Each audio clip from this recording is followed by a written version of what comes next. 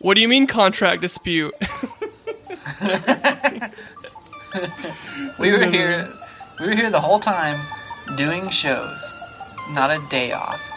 Not even last week we were talking about The Crow and The Exorcist. We hope you got a few shits and gigs out of that. I believe that was the episode that I had some issues with my recording. That was super cool. I'm glad that we left on that note. Well, we didn't really leave. Go anywhere. Yeah, we were here the whole time. We were here the whole time. Not even having a lawyer battle for money in domestic possession. Yeah. Yeah, and you guys haven't even, heard an ad, so it'd be hard for you to believe that there's no money, but there's money. Don't get me wrong. But we weren't arguing about it. That's the thing. No. It was all good here. I just want to make a quick update. You guys didn't watch enough episodes or give me enough views on the last episode, so I did not have to drop out of college. So instead, I just went ahead and just pulled the trigger and graduated. So yeah, he straight up finished, guys. That's bullshit. It's all your guys' fault. Thanks for fucking nothing, except for higher education. We should have wasted 6 years of his life, and instead he got to use it. So nice going, bastards. But bullshit. No, yeah, like we said last week, was the classic spooky movie sets that we were discussing. And so this week we were going to go ahead and finish off our movie month. It's because it is the same month. It's the same month. We did not take a minute off and are recording this in July. That is ridiculous. This is a late recording from a long time ago, I think. Yeah, it must have got lost in the mail, when it was trying to upload. Yeah, we tried to. Instead of emailing I send a thumb drive in an envelope to Andrew, and that's how we edit the podcast. And then he sends it back to me for revisions, and then I have to send it all the way to New York for the hosting company to upload, which they get mad at us every time. But we got to do what we got to do. And there's a crusty pirate that lives near us too, so he kind of steals those every now and then. What's his name? Craig as well. Believe that or not. No name is shit. Craig. But so the pirate's name is Craig. Yeah, the pirate's name is Craig. Everyone I know that is not in my immediate family or friendship, aside from you, is named Craig. Barber, Craig. Dentist, Craig. Female Craig, actually. There's a lot of Craigs. I've never met a single Andrew aside from you. You're the only one. I'm proud of that, actually. That's a very uncommon name. Most people, when I say, hey, my name's Andrew, they're like, the what? I'm like, Andrew. Yeah, and then they really... is that Dutch? That's crazy. They think it's foreign. It's not, believe it or not. Also, that is very, it's traditional, strong Christian name. So... Very strong. Very powerful. Very strong. Powerful. So we're glad to continue and not take any breaks, and we're going to finish off the month for movies. So, Craig, what do we got in store today? What's the agenda? Generally, whenever we talk about movies, because we've done Christmas movie and Halloween movies, we usually have one where we just bullshit. And I think that's the agenda today. We're just going to talk about movies kind of freely and not have a big theme. You, me, bullshit on some movies. That's the move. We're just going to talk it out because we've taken such a long... it's been so... it's only been a few days, but it just feels like, 3 months. So it's like we're just trying to just kind of shoot the shit and catch up. So, and we've heard, at least I have, I've heard several good things about those particular episodes when we just kind of talk around. People like it. So, we'll do it again. Yeah. But this is the last time. We never do this again. We never do it. Well, okay, then why don't you start us off? Hit me up with your least favorite movie of all time. So, I don't know if it's my least favorite movie of all time, but I don't know what my least favorite movie of all time is. Something had to have popped in your head when I said that, an inkling of something. I know a movie I want to talk about, but I don't think it's my least favorite movie of all time. Oh, okay. My least favorite movie that I've ever seen in the theater, and I guess it's kind of relevant because it has a sequel coming out, was The Hitman's Bodyguard. Did you watch that movie? Ryan Reynolds and that, was it Jamie Foxx or Sam Jackson? Sam Jackson. I remember watching it because my girlfriend at the time had HBO, before it was HBO Max. She actually had the subscription service, the actual channel, which is absurd to me. I don't know. I wasn't that. Yeah, well, It's just Game of Thrones, I think, was the only reason people paid for that. Yeah, and a few movies, and that was one of them. And so we tried watching it, and I remember watching it. I could not tell you a single fucking scene from it. I remember watching it from start to finish, and do not remember a single thing else. So that goes to show. It was literally just like the story was kind of stupid, and I can't remember the plot, but I remember like the plot just being really dumb. Because eventually they're just like, I don't know, I think it was Ryan Reynolds had like an ex-girlfriend or something, and she was also like a spy person, and that was like the big reveal, but like it was also like not explained at all throughout the entire movie or even in that moment. And the whole thing was literally just like what do you know about Ryan Reynolds? Oh, he's hilarious and sarcastic. So let's make him sarcastic. And hot. And yeah, he's very sexy. And then, what do you know about Sam Jackson? Well, I really like it when he says the F word. Yeah, so Sam Jackson pretty much just says the F word the entire movie. And then that's what it is. That's all the movie was. Eric, like my wife, fan service. Yeah, me and my wife were just like, let's go out on a date and we'll watch movies. And we went to the theater to watch this, and she fell asleep. And I was not far behind her. I was like, this is dog shit. I was like, this is actually I was like, this is a bad movie. I was like, if I didn't pay for this, I would also be asleep. That's so sad. Fortunately, I got to see it for free, so I didn't have to suffer. Maybe I did fall asleep. I don't know. You have to Venmo your ex-girlfriend $5 now for saying that. Oh, speaking of going to see a movie, I actually wanted to talk about something, seeing how it's the topic. Me and my boys, actually it's not boys at all, it was me and one boy and then two girls, so me and my friends, girlfriend and a couple, we went and watched fucking, what was that movie called? Oh, The Conjuring 3. We went and watched The Conjuring 3. Oh, yeah. In 4D. And so basically what happens in 4D movie experience, the demons come out of the screen and actually just possess you. And so the entire movie you're watching it through a demonic lens, which was super satisfying and surreal. I'm still puking up blood to this very day. Huh. It was so cool. Yeah. But in all reality, it was really, really neat experience. There were the seats shake during the jump scares.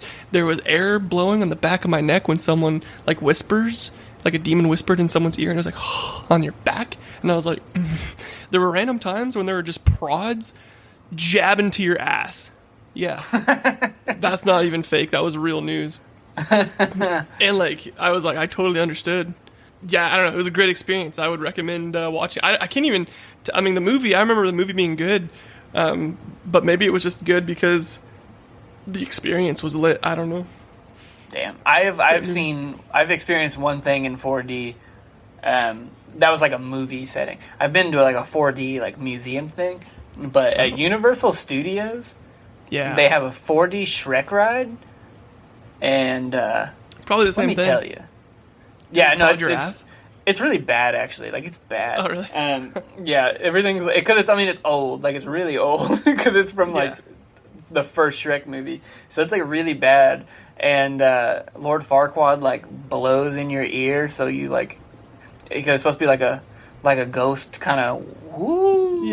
Kind of wind. But it's literally just, like, a fan... Like, a big fan got turned on. And you're like, God damn, that's loud. And...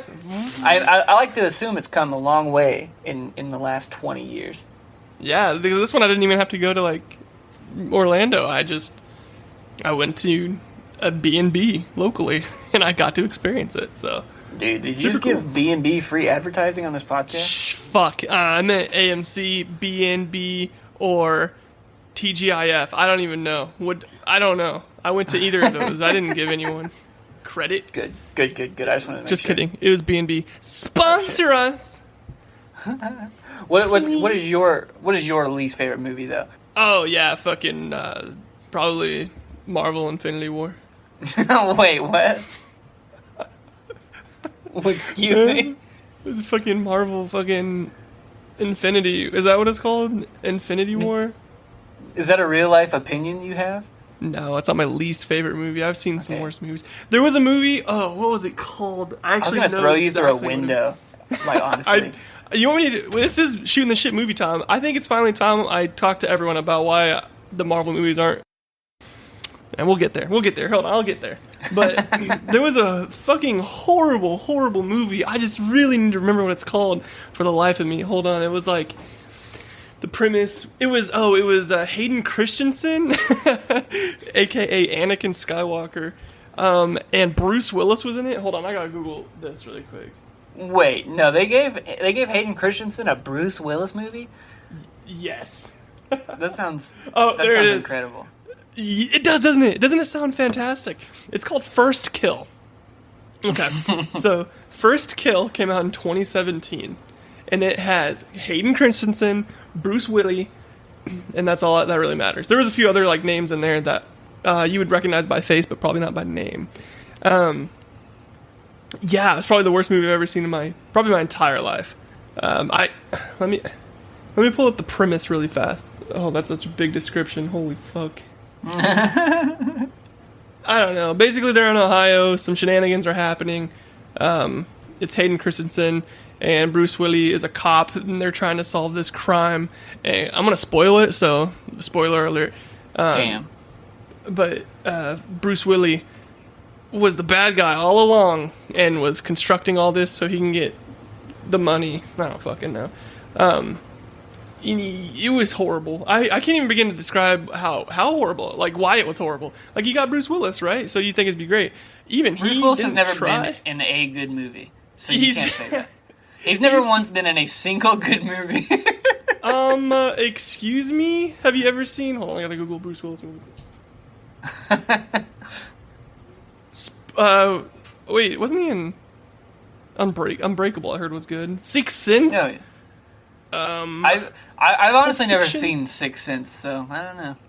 I had it was trash. Fuck that guy.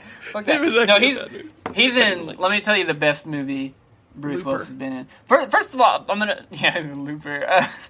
First of all, I'll comment on Hayden Christensen. He's in a way worse movie, and it's actually newer than that first Star Wars. Movie. No, how dare you? It was Little Italy. Have you heard of this movie? I have not. It's called Little Italy. It's got Hayden Christensen and Emma Roberts. Damn. And it's like Hayden Christensen basically like runs a pizza restaurant or works at a pizza restaurant. I don't know, but it's like they're in Canada, and then he's got like this offensive Italian accent, and it's incredible. Offensive. Did you know he was in Goosebumps, the TV show, before? Damn, that's why he's so good. Yeah. I know you have a point to make, but really quick, what do you think Little Italy got on Rotten Tomatoes? 6. 13, my guy. Damn, that beats really out good for that. That beats out several other movies that are way better. What do you think First Kill got? 7. 15, my guy. Damn, it's ridiculous. Bro. Let's go. They're just giving out 17s, bro. I know. What is it? There's some movies I remember seeing that were like 6%, and I was like, it's kind of offensive. Let me look those up. While I'm looking those up, what were you gonna say? Oh, I was gonna say the best Bruce Willis movie. I'm trying to find it. It had Tracy. It's Cop Out with Tracy Morgan. It's actually really bad. Never seen it. Mm-mm. Because, like, let's just go through the list. I don't mean to turn this into a fuck Bruce Willis podcast, but that's what it's about to become. Like, the Die Hard movies, trash. I've never seen any Die Hard movie. They're all bad. Really? The Sixth Sense I haven't seen, so I guess I can't comment. It's not. I haven't seen Unbreakable either. Kimmy Schmidt. Yeah, which I do love, the Unbreakable Kimmy Schmidt. Armageddon. Sounding like soy boys. We're like, never seen Die Hard, hate that, but Unbreakable Kimmy Schmidt is a fucking masterpiece. I love Titus Andromedon. Dude, Armageddon with Liv Tyler and Ben Affleck when he stays on that fucking on the ship to blow up. How noble was that? Fucking Split was okay, but he's only in that for 2 seconds. Yeah, he had nothing to do with that film in the least. And everything is either Die Hard or Red or in the or it's in the fucking M. Night Shyamalan universe. Like everything he does. He's in the Expendables too, and we know how that shit goes. And Expendables 2 is fucking awesome. I love Expendables movies. I'm just your classic guy, dude. I grill out, I fucking watch football, and I like just when big, beefy, sweaty, tan boys fight each other. Dude. And they're old? Older, too, yeah. Like little older gentlemen, like 40s and like shit. Like little grandpas, 50s, bro? 60s, yeah. To hop off the Bruce Willis train. Please. I'm just looking up. It piqued my interest. I just looked up some great movies that had surprisingly low scores on Rotten Tomatoes. Let's play a game real quick. Mm-hmm. Just keep in mind, you know the title now, so now you can kind of assume what's going on. But what do you think Space Jam got? Ooh, right. So people who actually care about movies hate Space Jam. Yeah, like it's like a real thing. So I don't know. I would say it would be 30 would be the highest. Okay. They got 43 on Space Jam, so definitely higher than you thought, but like lower than I thought. I mean, I was thinking like I love Space Jam. Everyone loves Space Jam. Anyone that likes basketball or cartoons like Space Jam. I remember an interview with and this is obviously terrible, but it was on MTV, but it was Topher Grace from that Topher. 70s show. Yeah. And he like ripped that movie to shreds. He was like, fuck I kind of Space dislike Jam. Topher Grace now. Yeah, I know. And I was watching it and I was like, damn, I love Space Jam. Like, it's literally one of my favorite movies of all time. And Eric Foreman's ripping it to shreds on television right now. Maybe do I have bad taste? Like, come on. And then I watched Spider-Man 3 and I was like, you know what? Fuck you, Topher Grace. Yeah, you don't absolutely fuck off. Unpopular opinion, Spider-Man 3 was awesome. Love that movie. Agreed, yeah. All right, next one, Hocus Pocus, the 1993 film, Brett Midler. Man, this is one that gets more love than it deserves. I disagree. I think it needs more love than it gets currently. I don't know if currently is true. I'm one of those guys. I bet it's in the 50s, right? It's probably in the 50s. 38. Damn, okay. Okay, that's not bad. They slapped it. They cut it down, even though it's very much a cult classic. Everyone loves fucking Hocus Pocus. It's a great movie. Gets everyone in the mood. Mood for what? Butt sex. Okay. So we got a few more. The only ones I'm doing are the ones that are just like utterly shocking to me. Home Alone 2, Lost in New York. Well, so that has Donald Trump in it, so that doesn't help. Which but obviously Rotten Tomatoes or pre-rating though, I'd imagine. So Home Alone 2. Let me think about what happens in that movie. Not starring Jason Voorhees. I know every movie in that era just started to throw every one of their characters into New York. Dude, yeah, Jason Takes Manhattan, which was dope. That's a great movie. Probably got scored better than Home Alone 2. Give Home Alone 2 a 60. Straight up 60? Yeah, I would think so. 34.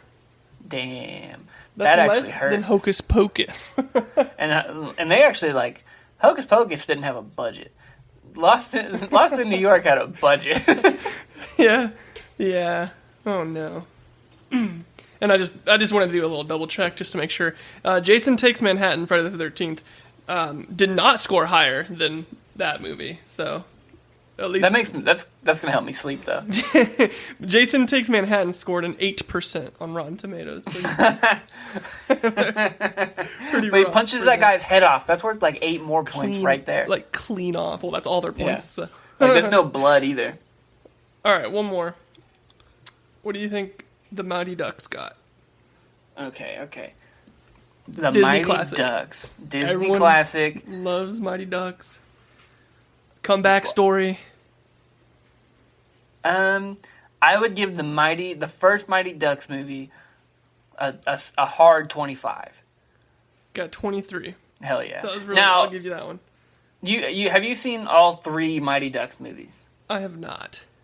Okay. I was listening to a podcast and they were talking about like they did like a Disney or they did like a Disney movie bracket and then they argued about which Mighty Ducks movie was the best one. And then the next week they like each one of them took and defended the Mighty Ducks movies.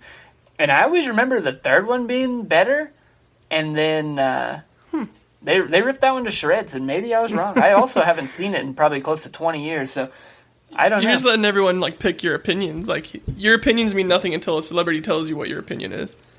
Well, I know. I was like the third one. I remember being good because they were trying to change the mascot because it was like spoil it. I haven't seen it. Oh well, it's because of race. But I believe so. But and then I remember it being good, and then it's like they're like, nope, it's not good. I'm like, okay, well, I guess I'll have to watch it again. But now that I'm worried it's going to be bad, I don't want to watch it again. I just want to pretend like it was good. That's true. Yeah, that's true. Keep the memory alive as it is glorious. Yeah, I agree. Well, shoot, those are some surprising movies with some horrible ratings that I didn't anticipate. Are there any movies that you've watched that just feel like a fever dream? Yeah, Fever Dream, the movie. That one's pretty good. But like, do you ever just like look back on it, like on a movie, and be like, they made this. Like, this is a real thing that exists in the world, and they made it, and it's insane. Because I have one of those, and I want to talk about it because you go first. Mine are quick and easy. I brought this up to you already beforehand because I wanted to know if you had seen it. But you've never seen the movie Be Cool, correct? Correct. So, let me tell you about Be Cool, because it's insane. So, it was made in 2005. I want to read you the cast, okay? Okay. Because it's impressive. It's John Travolta. You got me.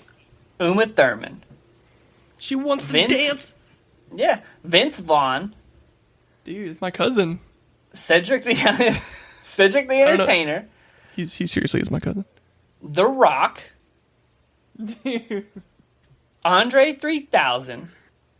Harvey Keitel. Danny DeVito. Steven Tyler from Aerosmith. What? Yeah. I don't know. Debbie Mazar, I think she's from like SVU or just a cop show in general. James Woods, Fred Durst, Gene Simmons is in this movie. RZA, Will.i.am. Like, this is an insane That's an insane cast. Like cast and like Andre 3000 is just like a side character, and Christina Milian is like one of the main characters because this one she was like kind of popular, but basically, like the opening, it's a sequel to a movie that I have never seen, and I probably will never see it, but it's a sequel to a movie called Get Shorty, which involves John Travolta and Danny DeVito. And I don't have a fucking clue what it is, and I've never even looked at the synopsis of this movie. But Be Cool takes place in Los Angeles, and John Travolta is apparently a gangster in the first movie. Okay. So he moves to... And his name is Chili Palmer, by the way, which is a fucking awesome name. That makes sense. And this has a 30 on Rotten Tomatoes, by the way. I looked that up, yeah. so John Travolta is trying... He wants to go from gangster to movie producer. And that's why he moves to L.A. So he gets with James Woods, who is Uma Thurman's husband. She wants to... And apparently, James Woods is in bad with the mob, the Russian mafia. And so, within the first 5 minutes of this movie, James Woods gets shot and killed to, Jesus Christ.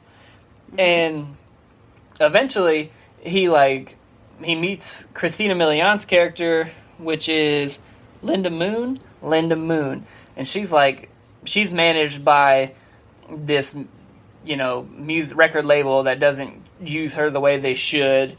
And Vince Vaughn is her manager, and Vince Vaughn is a wannabe pimp who uses just this crazy wannabe black accent.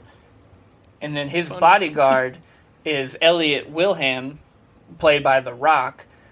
And Elliot wants to be a actor, and they just threw in the fact that he's a gay man as well. And then Cedric the Entertainer is like a rich music producer slash like also he's just a gangster. Like he kind of kills people, and they're basically just all end up fighting over Christina Milian, and it's fucking insane.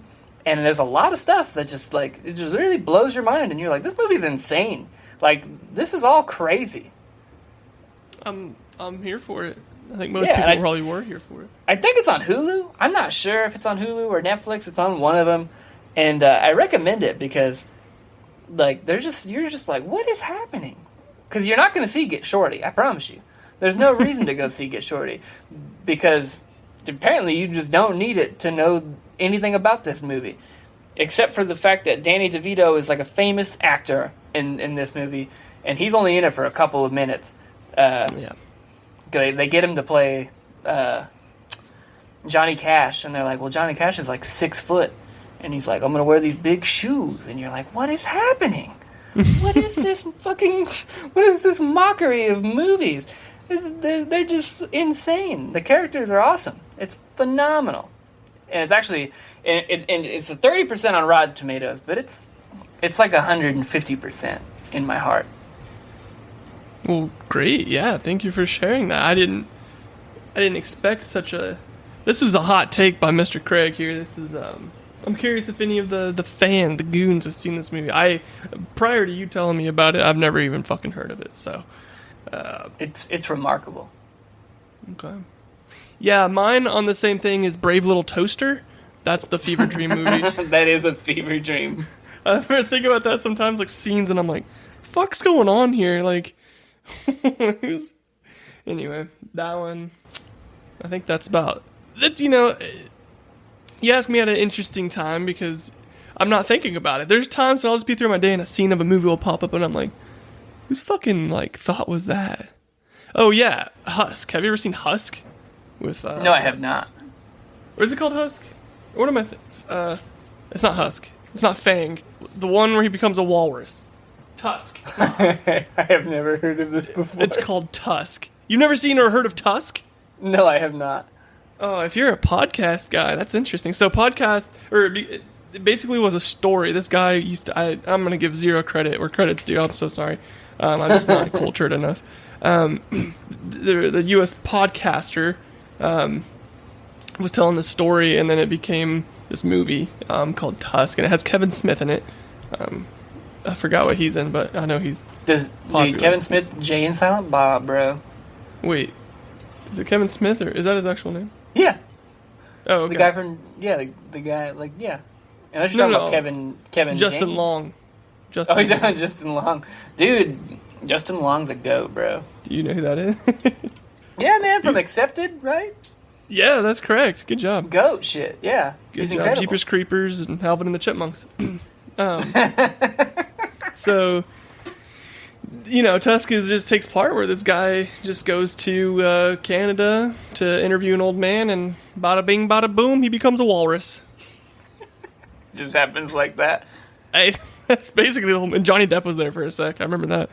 I watched it so long ago, actually in 2014, which is when it came out. It's an A24 film, so you know it was fucking weird. Yeah, I hated it. I remember thinking, like, God, why did I watch that? But people really liked it. And I get it, you know, it's like, yeah, I'm sure it had a meaning and there was some cool stuff or whatever, but to me, no, didn't do it for me. If you could take any, like, actor or, I guess, movie, like, just, in like, basically we're replicating Teen Wolf. Okay. But you had to replace the actor and the animal. So instead of Teen Wolf, it might be, like, instead of Teen Wolf, it's like Teen fucking literal dairy cow. But it's all the same. Basketball scenes, it's all the same. What actor and animal would you swap those with?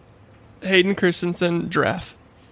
That's an easy one. I think the only actor answer should be Hayden Christensen, and I would go Sloth.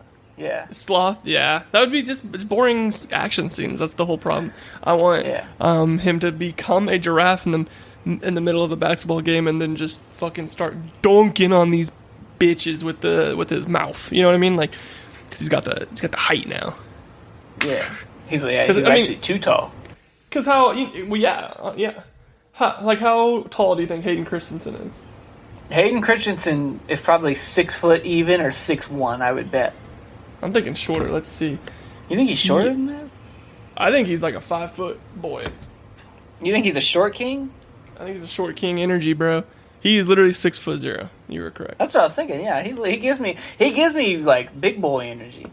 Like just tall. That's why he gets to stick around in societies, because he's 6 foot. What's your favorite Star Wars movie, and what's your least favorite Star Wars movie? So, I'll preface this. I objectively know that the prequels are bad. Don't worry about other people's thing. This is all you.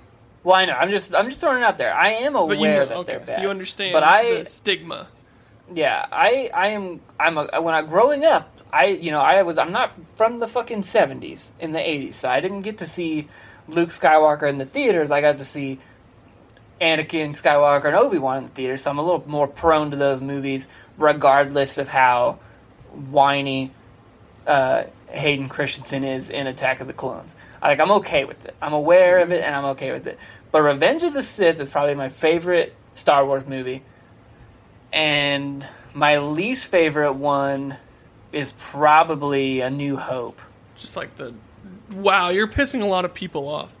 Yeah, I would imagine so. And it's not that, like I said, I love it. Like, they're all great. I love all the movies, even like the new ones. Like, I like them a lot. But A New Hope, it's just like, it's obviously it's building blocks, but it's a boring movie. Yeah, it's very boring. I remember growing up, my dad had A New Hope on Blu-ray DVD, which was crazy for the time. He just got it for a gift one time. And so I remember being like, oh, Star Wars in fucking high def, dude? Like, remastered in high definition? I'm gonna watch it. So I watched it. I remember just being like, I think this was in high school, and I was like, that's so fucking boring. That's like 6 hours of just fucking nothing. I was just like, like, oh, they're in a trash compactor. That's fucking epic. Yeah. Oh, how cool. They might get snatched by some walls. Yeah, exactly. And when I knew there was more movies, I was like, So anyway. Yeah. Because Empire, comes back hard. And then Return of the Jedi's dope. And then, like I said, the acting can be bad in the prequels, but I always say they sacrifice the acting for, the action. So the action's way better in those movies. And then, people hate on the new ones a lot, but that's just because it's like, oh, yours isn't as good as mine. But I like those movies a lot, too. I saw all 3 of them, opening night in the theaters, and I liked them all. I liked them all a lot. Good deal. Yeah, you're just a Star Wars boy, huh? Yeah, I'm a big boy. You're a big boy. With my little lightsaber. Sorry, I had to put it away. Yeah, I don't want you to cut yourself. Yeah, exactly. I had another question, but I kind of forgot what it was amongst your answer there. Did you know that Scream was originally going to be titled Scary Movie? That would have been really... that fits perfectly, I guess, because it's... Yeah, it's really...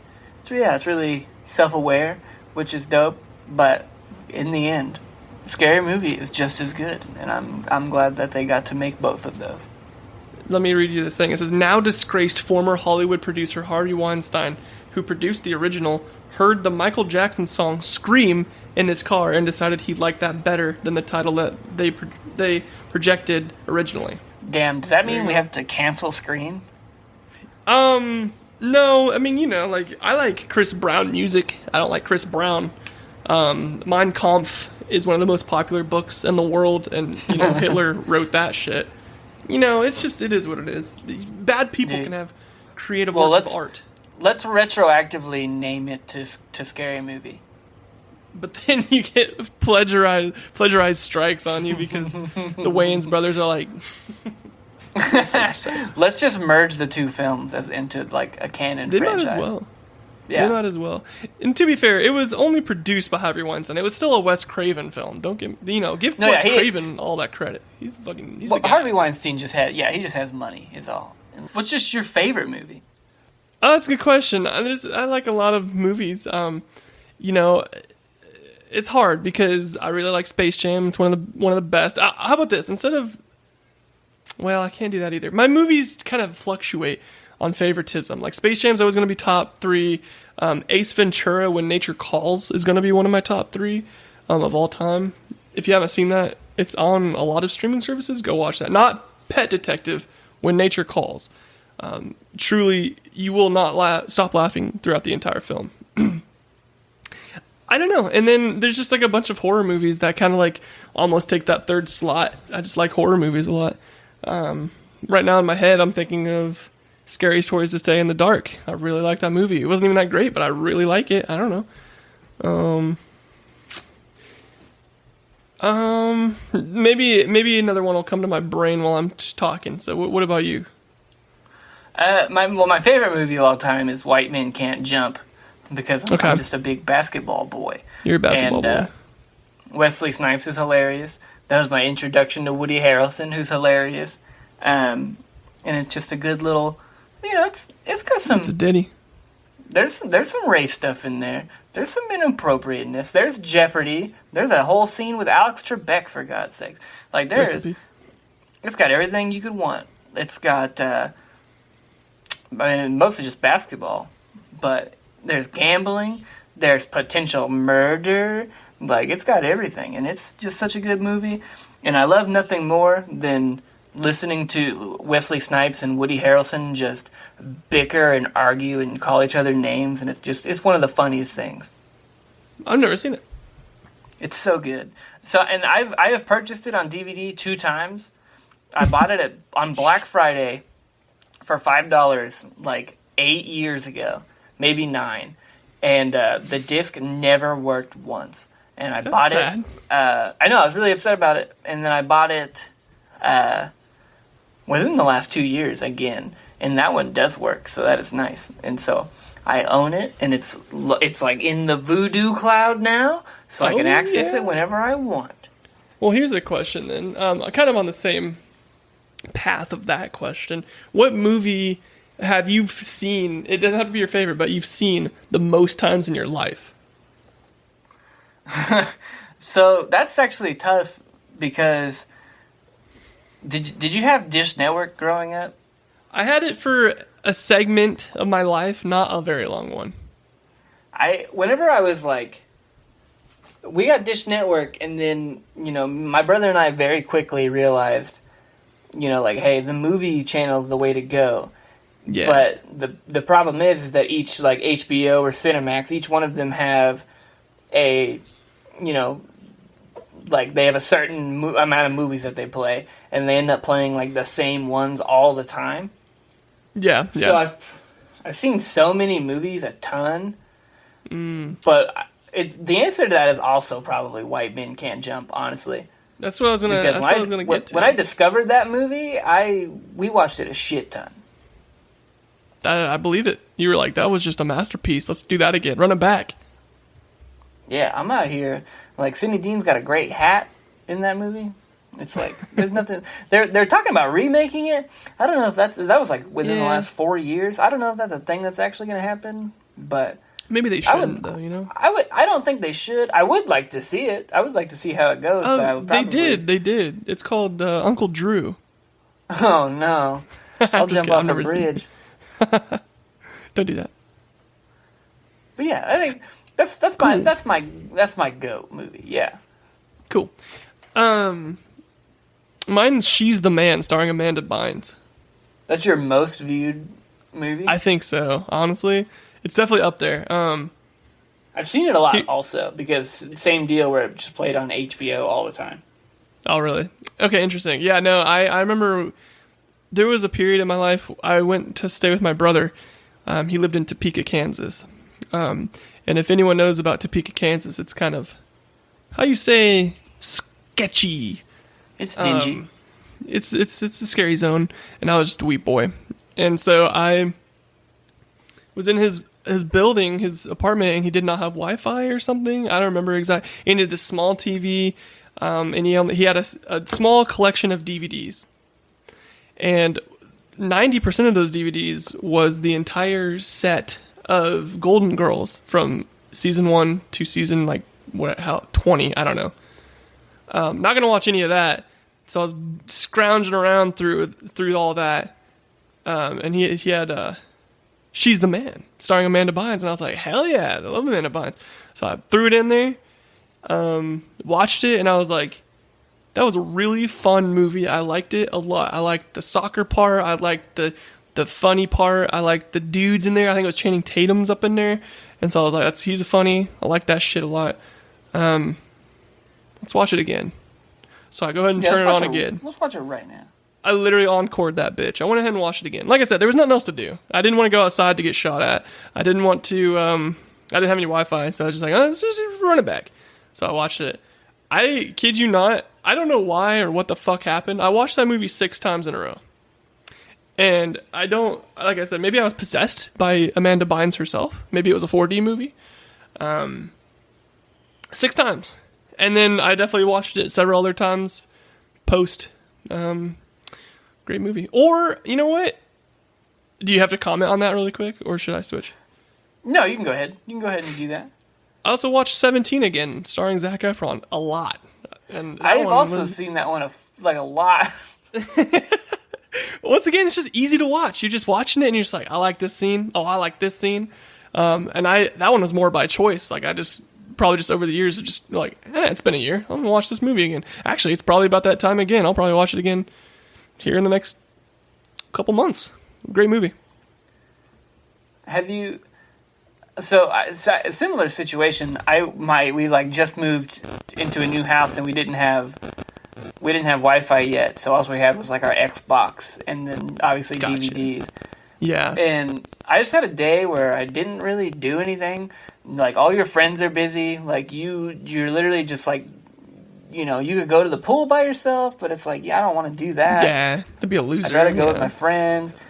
Like my brother's gone. I don't want to play basketball, and it's a long walk, and it's really hot outside.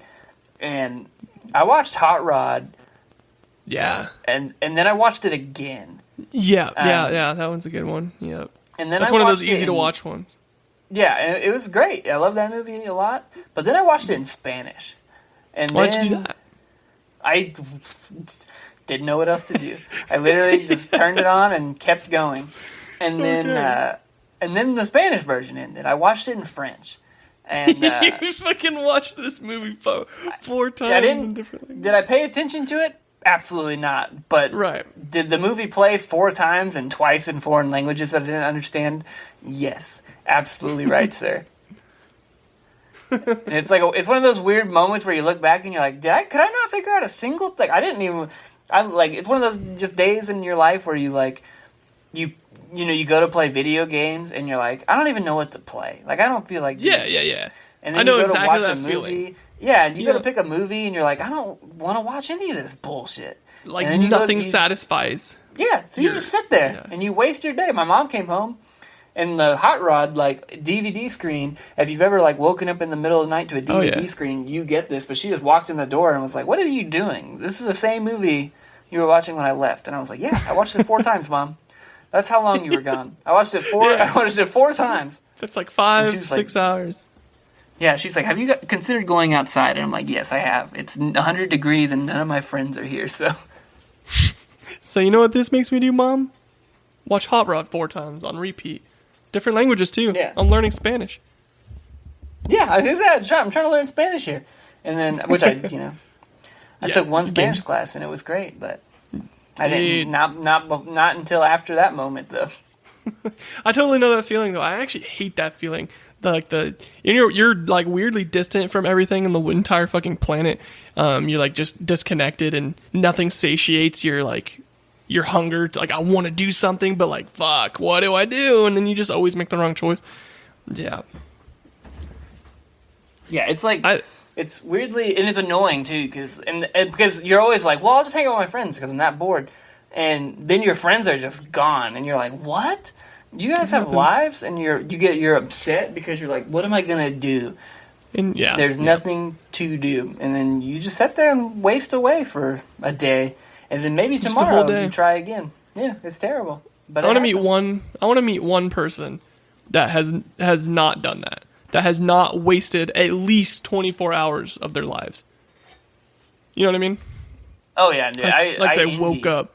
They woke up, went 24 hours, couldn't objectively say they did anything at all, and then went back to bed. I want to meet that guy. Yeah, it would be great to be that guy, but I wish. Yeah. I do that too often. Sometimes you wake up at noon, and then everyone's already got their day planned, and you're like, well, fucked up here. Who's your favorite director of all time? My favorite director? I'm not a, and obviously it's different now because people get credit for stuff now. Back then it wasn't like that. Yeah, like there's obviously like older directors who get like a ton of fucking like credit. Yeah. Like Stanley Kubrick. Yeah. Well, that's older, but like I bet you're talking more like Quentin Tarantino and like those kinds of names. Steven Spielberg. Yeah. Even back then, and then when we were growing up, I can't name aside from George Lucas, like there weren't a whole lot of big directors for us like in our age. It was just all. There's a lot of copy and paste movies out there. Well, that is Wes Craven and like John Carpenter. Were they? This is a stupid question. They were the directors, right? I'm not mistaken. I believe were they just so, like the names on it? Because I know that there's like a difference between the creators and then like the directors. I believe director. I'm not 100%, sure, but I believe they were the director. I think they're the director. I think the director as well. I think I've just got in my own head. So like they all got credit because they would always be like John Carpenter's The Halloween or whatever, or they'll be like Friday the 13th. Well, Friday the 13th didn't have that credit, or they would say like Wes Craven's Scream, shit like that. Yeah, but I don't. So like there was some credit. I don't remember growing up and like revering any of those people. Like you revered the actors and maybe the the movies or whatever, because actors were obviously like, and they still are, but they were like Will Smith was a big deal when we were growing up. Like he was a rock star. But I couldn't tell you who directed a single one of his big movies, whether it was like Wild West or what's that movie where he's a fish, like, or I, Robot. Yeah, Shark Tale, bro. I, Robot. Like I couldn't tell you a single person in the like crew of that. But now it's like people really give a fuck. Like Zack Snyder gets a ton of shit, and then now more recently love, but mostly shit. People forget about how shitty the rest of those movies were. No, just the excellence of him. That's the crazy thing about directors. Yeah, and then James Gunn with Guardians of the Galaxy, and then like the newer Suicide Squad movie that's going to come out. Like he's huge. Like he's a rock star. And then I don't want to pronounce his name because I'm going to butcher it. But he did Thor Ragnarok, and he's doing the new Thor movie. And he's Taiki Waititi or whatever. Yeah. Like he's huge. Like he's like a big deal. People love that guy. And I think he's fucking hilarious, actually. And Jordan Peele as well, which he obviously like has a name elsewhere, like with Mad TV, and Peele. So like that's a little bit different, but like people like really care about directors and producers and writers now, and that kind of clicked for me, because of like SNL people. Like once. God, I loved SNL, and then now I seek out things that like, oh well, Tina Fey wrote or directed this, like, oh, she did Mean Girls, that's really cool, or 30 Rock, or Kimmy Schmidt, like which we mentioned earlier, like those. I seek out those projects because of those people. So I think it's just one of those things where you like, you pick people creatively, and then you just follow them to whatever they do, and they eventually just become directors and writers. I think you're right. I think that's kind of. I think it was prevalent back then, but it didn't feel like that to us. Because I bet people were like, Wes Craven makes these banging horror movies. I'm just gonna, every time he drops a movie, I'm gonna watch it. Because I would assume it's a similar feeling to how I feel about like Jordan Peele. Now that you mention it, like anytime Jordan Peele is like, I'm making this movie, I will give him my money to watch that movie, probably multiple, and probably even buy it, because I always do, because I think they're excellent. there's a lot of people that are like that, like a lot of directors that are kind of like that. Like if you think about Stanley Kubrick and his film productions, you know, you got like The Shining and stuff, absolute masterpiece. Credit's always given to him, but yeah, I don't know. I just think it's there's a lot of the hidden under the like. Here's one. Did you know that freaking the Scooby-Doo movies was Sam Raimi? That's just said his name so wrong. Sam Raimi, whatever it's called. Raimi? Yeah, there's no S in it. I keep putting an S. Sam Raimi, the same dude that made the Spider-Man movies. You don't think about those things when you're watching the Scooby-Doo movie as a kid. Why would you? Yeah. And now we're like, I love the Sam Raimi Spider-Man movies.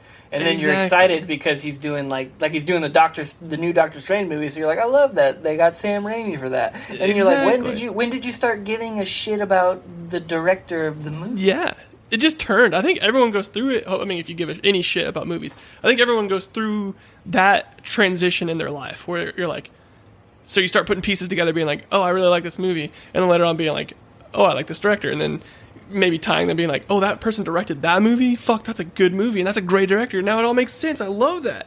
Like it all, yeah. I like it all. Like I think it's cool. One that I like to hit people with, Bo Burnham directed Chris Rock's Netflix special Tambourine. I didn't even know what that is, but sweet. Isn't that weird? Because I was like, oh, Chris Rock's got a new special. Chris Rock's very funny. I love Chris Rock. And then they're like, Bo Burnham directed this, and I'm like, that's incredible. Why did Bo Burnham direct a comedy special? There's no reason for him to do this. Why would he do that? It doesn't make any sense. He's a director. But I was just like, well, it's like great. Well, I guess I'll watch it because Bo Burnham is attached to it, and I mean, which I probably would have watched it anyways because I like Chris Rock. But like, you know, if I didn't, I would have been like, Bo Burnham, let's go. And you know, I watched that 8th Grade movie, which, you know, wasn't for me, but Bo Burnham directed it, so I'm in on it. Sorry, like, I'm going to watch the damn thing. Yeah, see, and that's just respect to the artist, which is an artist. Well, he is an artist. That's the hard part. But, like, the art of directing, I guess, that goes into that, and, like, you give him credit for that. We've been on this big Bo Burnham kick right now. My girlfriend and I just really, really respect Bo Burnham and his craft all around, not just obviously his directing skills. Still haven't seen 8th Grade, actually, surprisingly. It's okay. I mean, I looked up stuff. I mean, it apparently was supposed to be his, like, he was supposed to, like, portray his anxiety that he has on stage, like, onto a movie, and he chose 8th Grade because there's a lot of anxiety in 8th grade. I don't know, it's a whole thing. But, yeah, he's an excellent, I think he's a genius. I think Bo Burnham's an actual genius. That's fair, yeah. I don't know how else to say this besides like a proper, actual, too smart for his own good kind of guy. If you listen to his music, it's so ingenious and creative, and like how he does stuff is just mind blowing. If you really pick it apart, and like his specials, you could kind of see him spiraling though in a way, because like his specials, like, you know, they're all funny, and then they're funny and they're funny and they're funny, and then they're just kind of like going in this like path. Like he even talks about. And, like, some of his specials being, like, I don't know, he touches on so much shit. He'll be like, you know, you guys, your attention is fickle. Everyone's attention is so important, yet you're up here. You're, like, screaming my name, making sure, like, I'm popular, but, like, what am I? I'm literally just talking about, like, lettuce and cheese inside of a tortilla wrap. And he's just, like, make sure that there's, you know, he hits really deep tones to the audience, like, almost at the audience. But then they're like, and so and he kind of like in a way bullies like those types of audience members. I don't know. Anyway, this is a Bo Burnham podcast, but I think he's a very, very smart guy. His new special was okay. Yeah. It made me, as a person who is very lucky to not deal with mental health issues and depression. Right. It very much bummed me out, mostly because I, you know, and maybe he spoke on it publicly before, but I didn't know that he like quit performing because of like anxiety attacks and stuff like that. Because I saw him like live like a year before he stopped, and it was awesome and it was incredible. I believe it was for What, and it was so good, and then to like. For him to kind of ditch it, and because of that was tough. But like, yeah, it was like, oh man, this isn't your YouTube stuff, because this is very deep, and puts out like a very like, we can feel what you're going through kind of feel to it. So it was I liked it, but yeah, same. It definitely made me sad. Yeah, and I think here's the thing: people are going to be like, they're going to watch. I think it's called Inside, by the way. If anyone just hasn't caught on yet, it's a Bo Burnham special on Netflix. Inside. They're going to watch it and be like, this isn't funny like regular Bo Burnham specials, and they're going to be like, either what happened to Bo, or they're just gonna just only laugh at like this, because there's still humor in the movie for sure, or in the special, but they're gonna be like, that wasn't as funny as the other ones. I don't know. That's how I'm kind of seeing it going. But the thing is, like, those are the people that he like bullies. It's funny. Yeah, he like it's cool to, because this is why it's like really cool to do, like when you follow a creator or a writer or a actor or whatever, like, you watch their like character and their personality grow, because he went from, being like 16, goofy as all hell and just singing about whatever the fuck, to everything is like, you can tell he's like smart, you can tell that he's everything, he understands like so many like he's just a very smart person. He uses huge words and he knows how to use them correctly, and he's outsmarts the audience every time. Yeah, very quick-witted. But at the same time, like, he's like, here's some literal piss and poop humor, like literal like fart humor, and get to give them a break of that, and then he goes back in like you said, like, hey, I'm telling you about how you're, like, I'm literally singing a song about how my burrito is too full, and you people are eating this shit up. And like, literally. Like, what does that say about you people? And then you're like, he's right. He's absolutely right. So it's cool to see someone go from there to there. Yeah, exactly. But it's not cool to see him really depressed. That makes you sad. Yeah, and it actually is scary, because on his website, he has a death date. Did you know this? Oh, I did not know that. Yeah, on his website that he made like a while ago. I don't know if this is still relevant or what, but he made on the website, he has a death date, and someone interviewed him and was just like, yeah, we noticed that your death date, blah, blah, blah. It was like January something, 2024, I think. And then they were like, what's that about? And he's like, oh, I'm going to kill myself. And I was like, oh no, Bo Burnham. Like, because like, he kind of like, when he says shit like that, you're like, he's fucking probably gonna fucking do that, and you're like, I really hope he doesn't do that. Please be joking.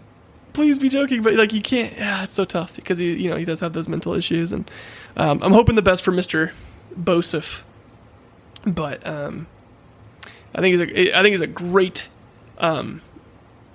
just amazing artist. I think he's an amazing artist.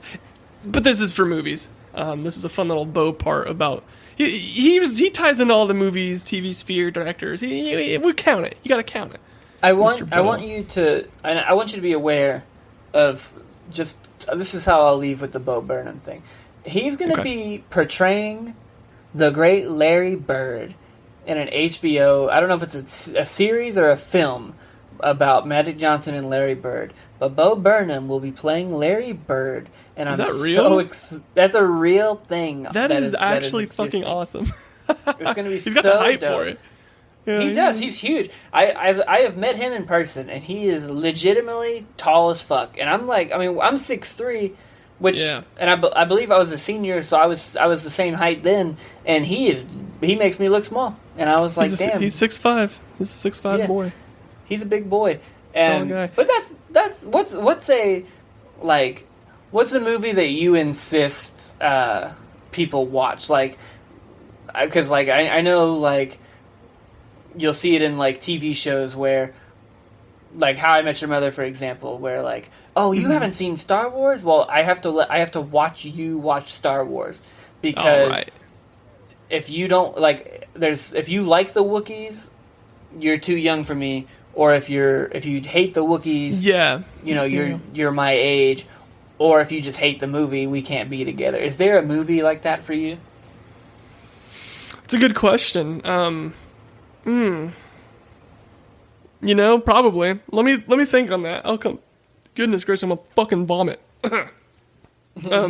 Yeah, let me come back to that one. That's a good question. I definitely have thought in my head before, if she doesn't like this movie, I'm going to leave. I've thought that in my head. I don't remember the movie right now.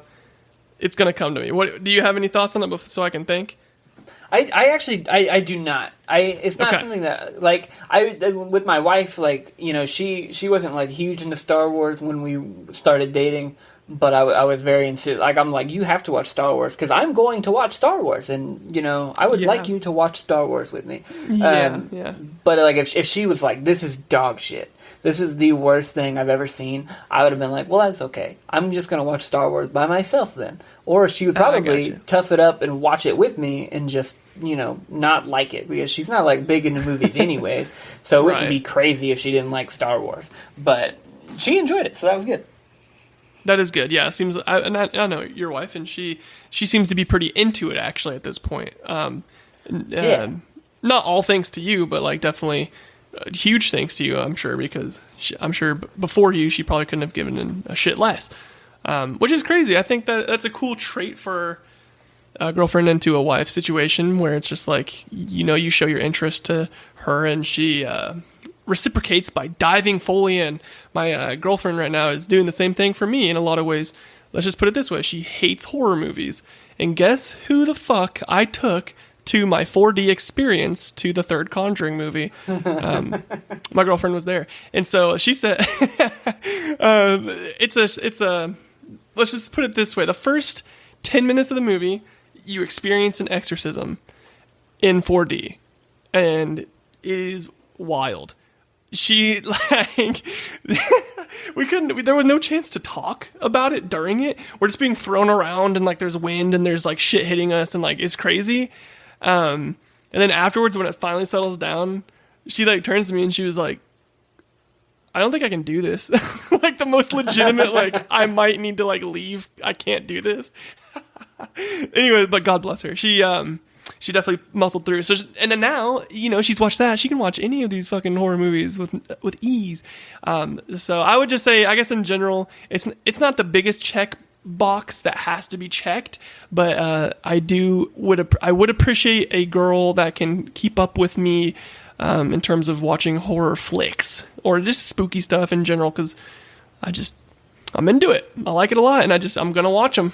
So yeah, and that's always kind of because, like, obviously, like, we have a lot of the same friends, so it's like, yeah, we share a lot of the same interests just because, like, you tend to hang out with those people who share your interests. Right. That's just how that kind of works.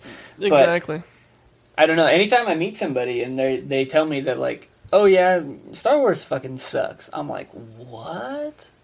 Excuse you? Confusion. How do you feel this way? And they're like, well, I watched one movie for a second, and it was called A New Hope. Definitely, I'm definitely guilty of like, judging a movie and then being like, yeah, we're out, sorry.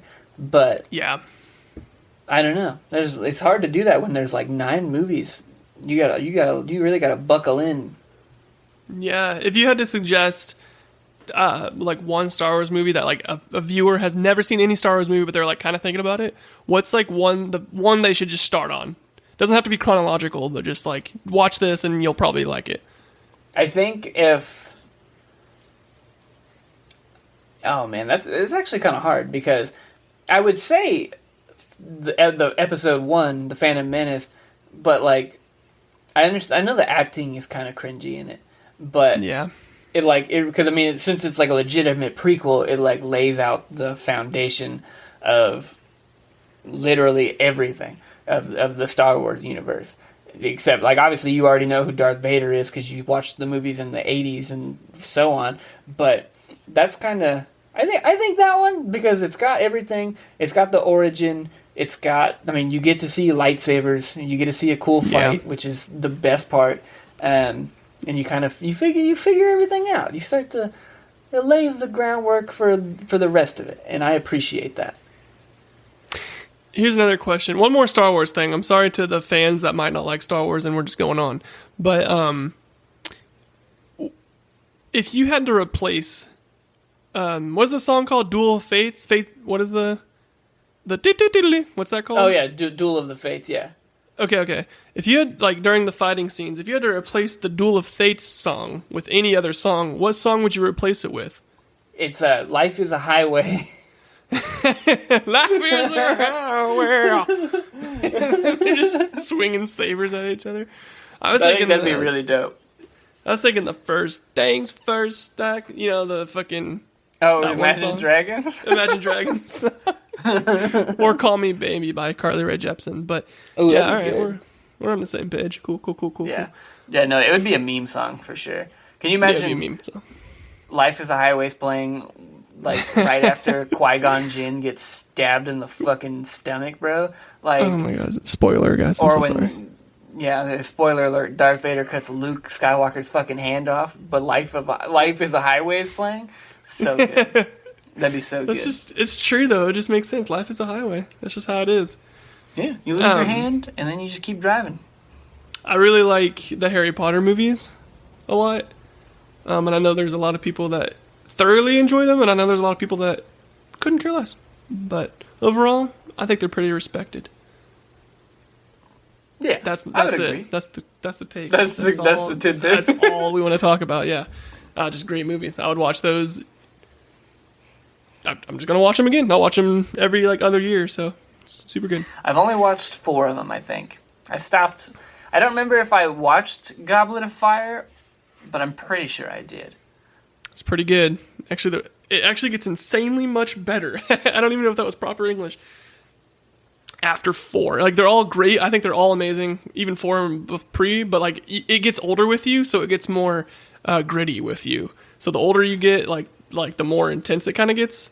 And 4, basically 5 on, is just pretty gritty, in a really fantasy kind of way, which is super good and awesome. I love it. Great movies. Well, it helps a lot because, like you said, they were similar in age to us when we were growing up. We weren't I think they're probably a few years older than us, probably, but we were very close in age to the actors. So that helped a little bit.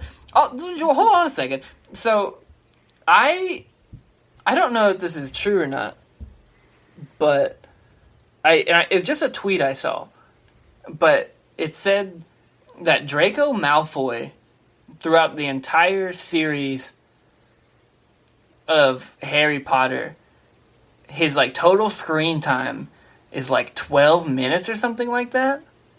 Oh yeah, I can see that. Isn't that crazy? Yeah. Have you ever seen? Because have you ever seen somebody build that big of a have that big of an effect on a movie in such a short amount of time? That is crazy. That goes to Tom Felton's acting ability, and that goes to just the character itself. That's I agree. Yeah, that blew my mind. I was that's honestly a really crazy thing that they were this guy, and he was pretty huge towards the end of it. People loved him. So it was really weird that they were this guy has 12 minutes and probably got paid a shit ton of money. Well, I googled it, by the way. It's not 12 minutes quite. It's 31, but that's still out of 8 movies. Okay. Still a half hour in 8 movies. That's absurd. Yeah, that is shocking to come across. I mean, I guess it makes sense. Per scene, he's in there for 2 minutes, and then he cuts to something else. 2 or 3 minutes. So that's pretty cool. I like Tom Felton a lot. On average, less than 4 minutes a movie. I know, but he's so good. So let me tell you something really quick about Tom Felton. I don't much care for CW superhero movies. I used to, but now I don't really care. Arrow and The Flash and all that shit. Tom Felton, I don't know if you watched The Flash, but Tom Felton was in The Flash as one of the detectives. Did you know that? I did not know that. Okay, so Tom Felton, and it surprised me. There is basically a part in The Flash where Tom Felton is just talking to Barry Allen about something. I don't even know what. But I remember and I watched this in high school. I remember watching Tom Felton speak. How do I describe this without sounding homosexual? I just listened to him speak, and he just had this voice to him that I just couldn't stop listening to. It was just so like it was just such good acting at that particular like scene. The rest of it was like he's okay, but this particular scene he was just acting so well, and I remember thinking like, damn, Tom Felton's a great fucking actor, and like really concise with how he does shit. Good job, Tom Felton. So anyway, yeah. There you go. He's British, and we do know how we feel about British people on this podcast. That's true. That's true. We'll give him the credit. But we'll give Draco Malfoy the credit. He's fucking. They're all great, by the way. The fucking Daniel Radcliffe's awesome, and half an hour Rupert Grint. Half an hour in 8 movies, and then his net worth is probably insane. So big shout out to that guy. If you looking up his net worth? Yep. I bet it's like. It's got to be like 30 million or more, right? 35 million. You're really good at guesses. Dude. Well, I was like, he has to be crazy rich, but he can't be like insanely rich. You know what I mean? Like, did you know he's a musician? No shit. Well, that's weird. Yeah. What were you going to say? I don't want you to lose your thought. I was going to just say, do you have a favorite actor that is like your ride or die? Yeah, it's Kevin James. I know you're laughing, but that's not a joke. I know it's not a joke. I will die for Kevin James if I have to. I love Kevin James. You showed me his YouTube channel. His YouTube channel is fucking crazy. Everyone that doesn't know this, go to Kevin James' YouTube channel and show some support. That is just basically him popping off in his portfolio. They're the most weird, like 2 to 10 minute, like little snippets. But it's like he does stuff where he's trying to be funny. He does stuff where it's supposed to be action. He does stuff where it's supposed to be somber. Stuff where he's supposed to be dramatic and sad. And he just hits every note. It's actually remarkable, his acting ability. Unfortunately, he's in a lot of shitty movies. But I fucking love Kevin James, dude. Go support that dude. If you don't know, it's Paul Blart Mall Cop. That's him. Or King of Queens. If you don't know who Kevin James is, there you go. But my favorite thing about Kevin James is when they brought him back to network television for that Kevin Can Wait show. Kevin Can Wait, bro, and it turned into King of Queens. I was gonna say, if you've never seen King of Queens, which I love the show, I really like that show. And fantastic it's set in the show. same universe as Everybody Loves Raymond, which is hilarious also. But Leah Remini, who is currently working on destroying Scientology from the outside in, played his wife in King of Queens, and then did a guest spot on his new show Kevin Can Wait, which is probably canceled by now if I had to guess. And look it up. Because the reception was so good to Leah Remini being on that show, the next season they killed his wife. They killed his wife on the show so they could put Leah Remini on the show. And just basically make it the King of Queens. That. And I love that. I respect that shit heavy. Like, give the fans what they want, dude. That's it. Like, listen, because you got to give Leah a second take because she was in Scientology, so her brain wasn't right at the time. And you got to give her a second go at it. Yeah, basically what happened here, I have a little snippet here. It says, Kevin Can Wait has been canceled by CBS after 2 seasons.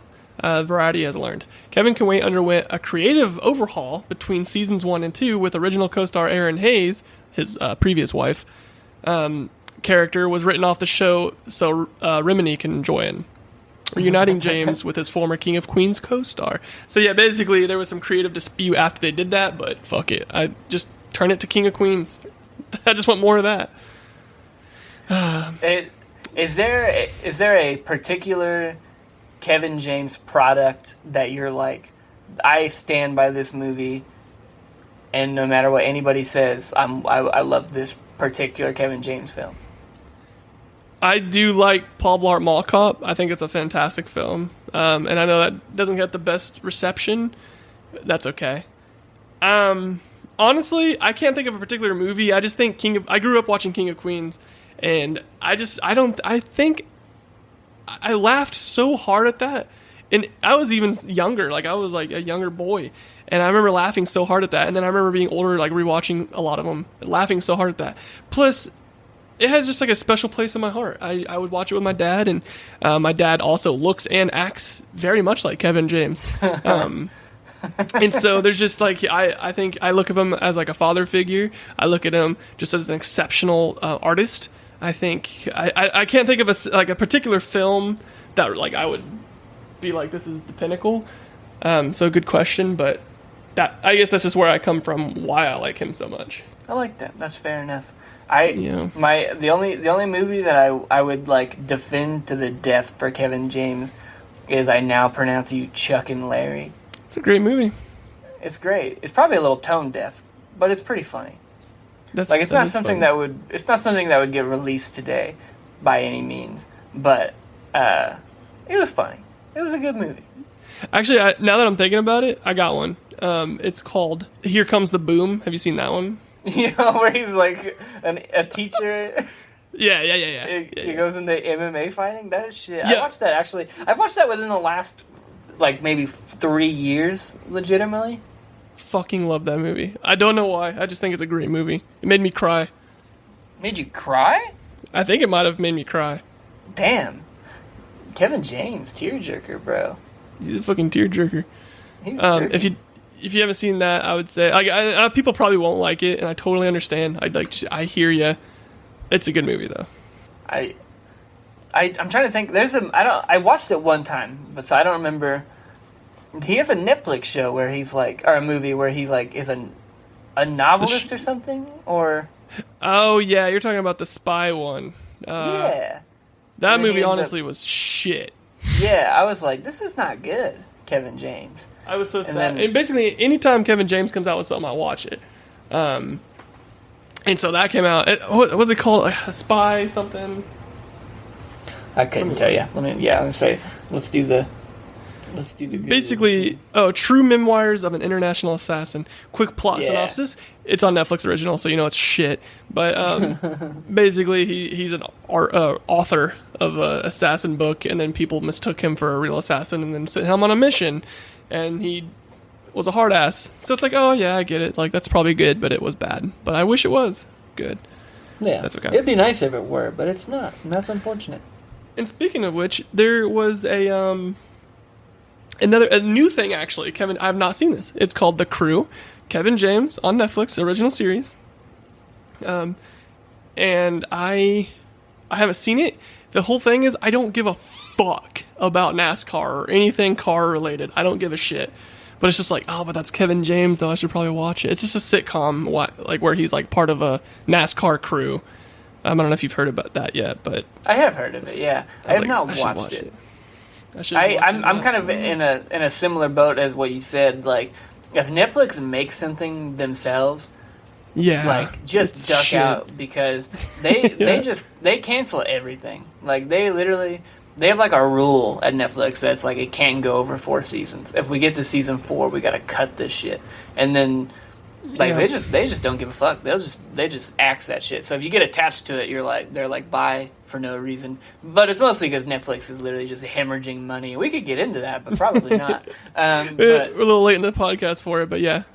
Yeah, but I just hate Netflix just in general. But I have not seen it. Short answer. There you go. Yeah. Name 2 Netflix originals that are good. The Ridiculous Six is number 1. I don't even know if I need the name of second movie. Wait, I think I've actually. Is it the action one? That's the. No, that's the Magnificent Seven. The Ridiculous Six. No. It's like a race car. Oh no, that's an Adam Sandler film. Yeah, Adam Sandler and the regular cast of characters, and, as well as Taylor Lautner, and it's really really bad. It's really really bad. Oh no, I've never seen it. Never will. Okay, but it's the best thing Netflix has to offer. So, movie wise, I just don't know any. I like Stranger Things and I like some other Netflix originals. I just don't know if I like any Netflix movies ever. Well, they just make random shit. That's all they ever make is just random which movies. Is smart, right? Like, it's like, hit all your audience, because I'm sure that hits something, but also make some good movies too. Yeah, you can try. Yeah, I'm gonna look at some movies really quick to see if there's any that I'm like, yeah, I like that one. Yeah, that's a good call. There's none of them. Not a single one. I'm looking. I thought Bright was okay with Will Smith. Oh yeah, I actually never finished that movie. It was alright. I liked some of it. I liked In the Tall Grass, but for my horror movie reasons, not because it was a great movie. It was a horror movie on Netflix. Fuck, I don't know. I liked that one stupid The Babysitter movie. I think it's actually just called The Babysitter. Horrible movie. I liked it. With Bella Thorne? Is that who she is? It did have Bella Thorne in it, yeah, which she was a fucking wreck on the movie, and I hated her appearance, but everything else was fun. Yeah. Anyway. I'm just going. Yeah, I'm going through these myself. And was Shaft a Netflix original movie? I don't know why Shaft is in here. I'm looking at the same thing. I thought that had a theatrical thing. That wasn't a Netflix, was it? Well, they did do a lot of... Some Netflix movies had theatrical releases too, didn't they? I don't know. I live in the middle of nowhere, so it didn't have it wouldn't have one here. Right. Yeah, no, I didn't see a single movie that I was like, you know what, Netflix, you're crushing it out here. It's true. And I think that says a lot. I think they should go back to mailing DVDs. Yeah, that's probably smart.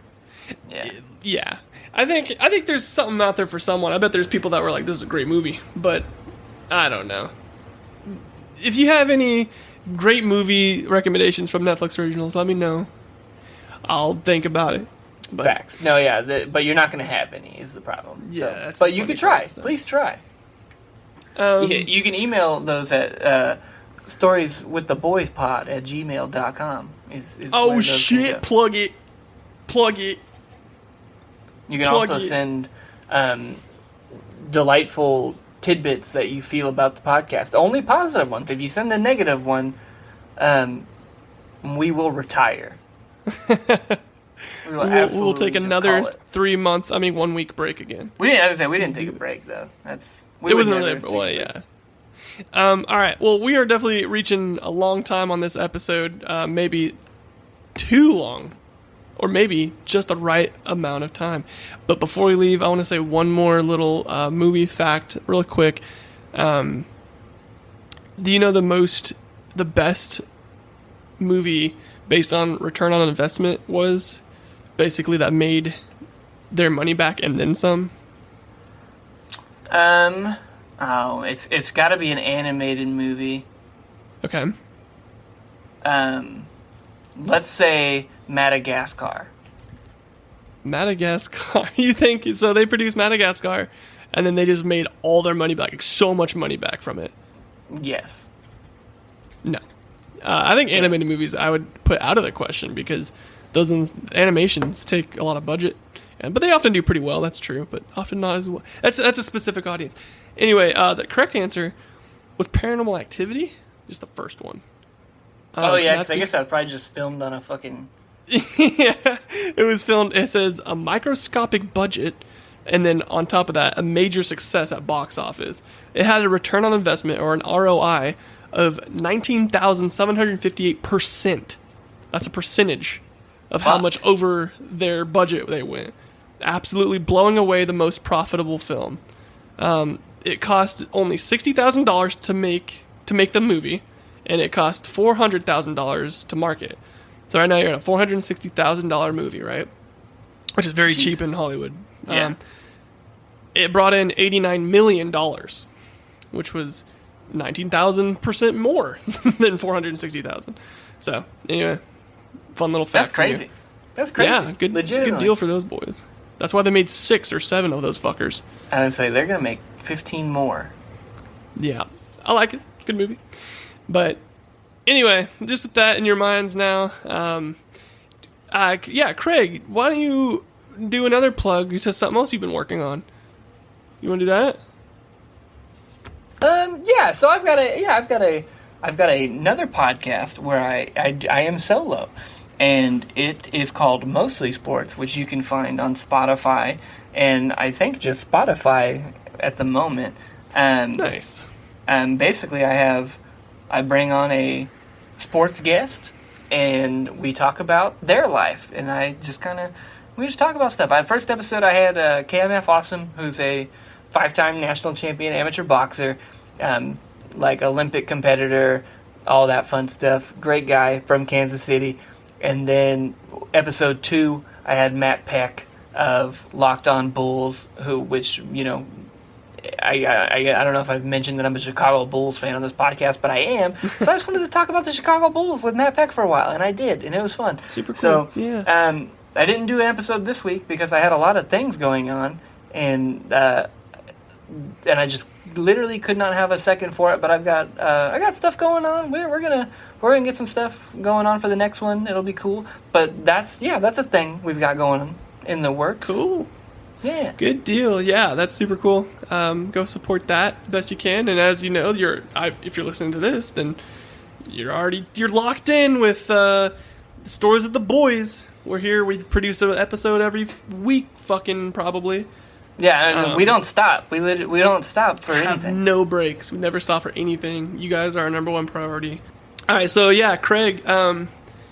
Seeing how next month is a new month, what do you think we should treat the goons with? So we're doing movies now. So let's just transition in to the next thing, which logically, to my lifestyle, would be video games. There you go. Multimedia platforms. We're out here talking about anything on a screen. Yeah. So that way your tablet kids have something to do. That's right. I'm particularly a video game boy. I think I have a lot of knowledge of a lot of video game stuff, but we understand that this is, video games. Not everyone loves video games, but I promise to you, I will find some shit that you like about a video game. Because that's the cool thing about video games. And this, similar to movies, there's something for everyone. Yeah, no, there's a lot to be told. There's a lot of cool things to talk about. Interesting stories. What we're gonna do is since we're gonna not do a video version, we're only gonna record the audio, but we're gonna do like one where we just sit down and play Among Us. Where you get to listen to us play video games. Yeah, it's gonna be fucking awesome. It's gonna be fun. We'll put that one behind a paywall too, so you guys can't listen to that for free. Pay for it. Yeah, pay for it. Give us your money. All right, cool. Well, with that, we will talk to you goons on the flip, and by flip we mean 1 week from now, not a month or two. Yeah, because that'd be crazy. It'd be crazy. I don't actually know how to end this. I noticed we've always had problems with ending. I was gonna say no. Leave this in because it's so crazy that we don't know how to end a podcast because we just did one last week. So that makes it difficult. What if we just cut it now?